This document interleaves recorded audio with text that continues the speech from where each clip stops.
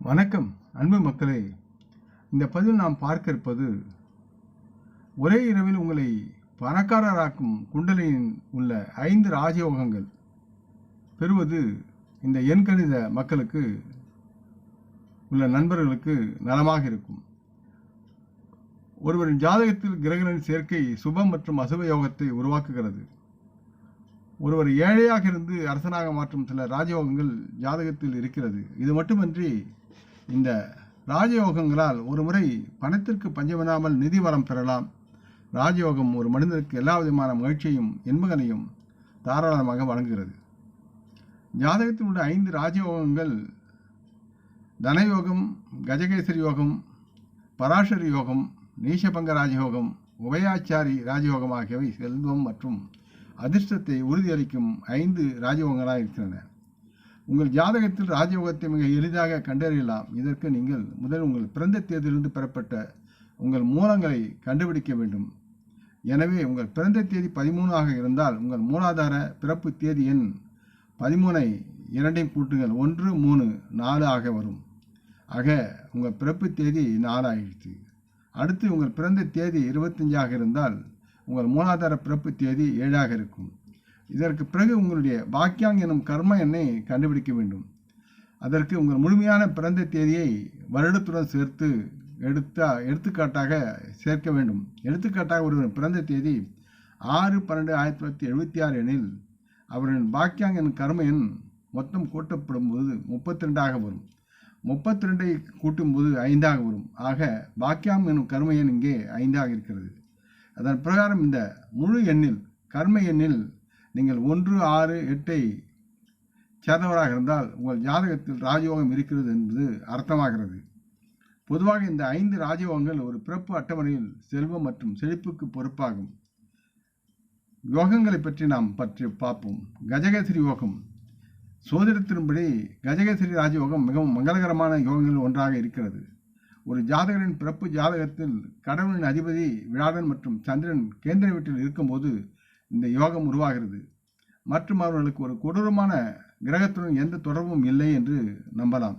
யாருடைய ஜாதகத்தில் கஜகேசரி யோகம் இருக்கிறதோ அவர்களுக்கு சமூகத்தில் பெரிய மரியாதையும் கௌரவமும் கிடைக்கும். மேலும் அவர்கள் அரசாங்க வேலை அல்லது வேறு ஏதேனும் உயர் பதவியில் இருப்பார்கள். மேலும் இந்த ராஜயோகத்தின் மூலம் அந்த நபர் ஆன்மீக நடவடிக்கையில் அதிக நாட்டம் கொண்டு நலமுடன் வாழ்வார்.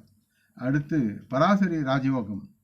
இதுவும் ஜோதிடத்தின்படி கேந்திர வீடுகள் முதல் 4வது 7வது மற்றும் 10வது வீடுகளை ஒரு ஜாதகத்தில் திரிகோண வீடுகளுடன் ஏறு வரிசை 5வது 9ஆம் வீடுகள் தொடர்பு கொள்ளும் போது பராசரி ராஜயோகம் உருவாகிறது.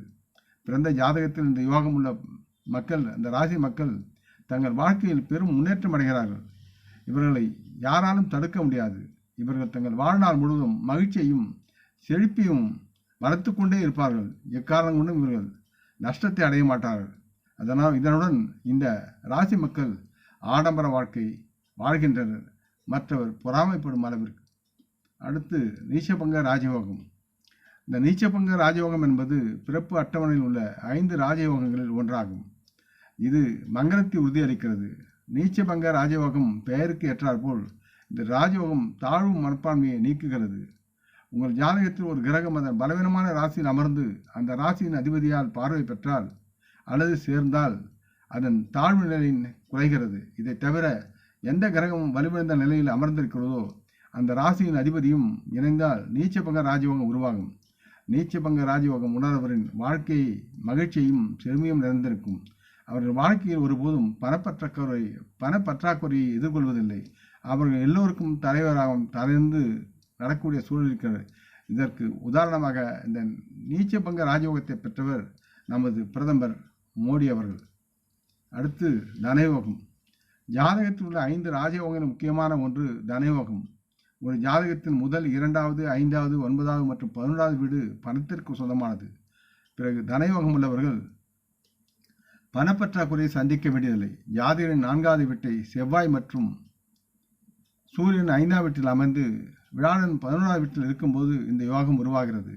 இந்த கிரக நிலைகள் தனயோகத்தை உருவாக்கின்றன. இந்த யோகத்தின் சொந்தக்காரர்கள் சிறந்த தொழில்முனைவோர்களாக மாறுகிறார்கள். அவர்கள் தங்கள் வாழ்க்கையில் ஒருபோதும் நிதி சிக்கல்களை சந்திக்க மாட்டார்கள்.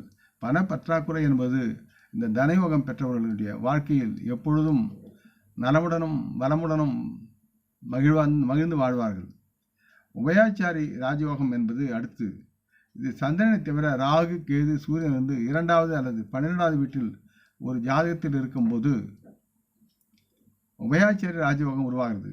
யாருடைய ஜாதகத்தில் இந்த ராஜயோகம் இருக்கிறதோ அவர்கள் மிகவும் அதிர்ஷ்டசாலிகள் மற்றும் அவர்களின் வாழ்க்கையில் ஒருபோதும் மகிழ்ச்சி மற்றும் செழிப்பு இவற்றையே அடைவார்கள். இது இல்லாமல் அவர் வாழ்க்கையில் இருக்காது. இது தவிர அந்த ஜாதகரின் அதிர்ஷ்டம் எல்லாவற்றுக்கும் மேலாக இருக்கும். உபயாச்சாரி ராஜயோகம் ஒருவரை ஜாலியாகவும் புத்திசாலியாகவும் ஆக்குகிறது. மேலும் அது ஒவ்வொரு துறையின் அறிவையும் அவர்களுக்கு வழங்குகிறது. இது போதாது என்றாலும் இந்த ராஜயோகமானது சொந்த வாழ்க்கையில் அவர்கள் சந்திக்கும் எந்த ஒரு பிரச்சனையும் அல்லது சவால்களையும் எதிர்த்து போராடும் வலிமையும் புத்தி நேர்மையும் புத்திசாலித்தையும் அவர்களுக்கு அளிக்கிறது. முக்கியமாக ஒருவன் பிறப்பு ஜாதகத்தில் ராஜயோகம் உள்ளவர்கள் மிகவும் பாக்கியவான்களாக கருதப்படுகிறார்கள். அதிர்ஷ்டம் அவர்களின் பக்கத்தில் உள்ளது மற்றும் அவர்கள் தங்கள் வாழ்க்கையில் ஒருபோதும் பணத்திற்கு சிரமப்பட போவதில்லை மற்றும் அவர்களிடம் பணம் எப்பொழுதும் தீர்ந்து போவதில்லை. அவர் ஒரு வங்கி நடத்துவது போல் அவருடைய வாழ்க்கை இருக்கும். ஆக இந்த பதிவை நீங்கள் விரும்பியிருப்பீர்கள் நம்புகிறேன். அப்படி இருந்தால் நீங்கள் இதை உங்கள் நல விரும்பிகள் பகிர்ந்து கொள்ள வேண்டும் என்று கேட்டுக்கொள்கிறேன். நம் முன்னோர்களை மனம் வந்து போற்றுவோம். இந்த பதிவை லைக் செய்து சப்ஸ்கிரைப் செய்து மற்றவருக்கும் பகிரும் அன்புகள் யாவரும் வளமுடன் நலமாக தேக திரகாத்திர ஆயுள் ஆரோக்கியத்துடன் சகலவிதமான தானிய ஆபரண ஐஸ்வரனை பெற்று சர்வகாரிய ஜெயத்துடன் வாழ்வாங்க வாழ வேண்டும் என்று இறைவன் பாதம் படுகிறேன். வணக்கம். நன்றி.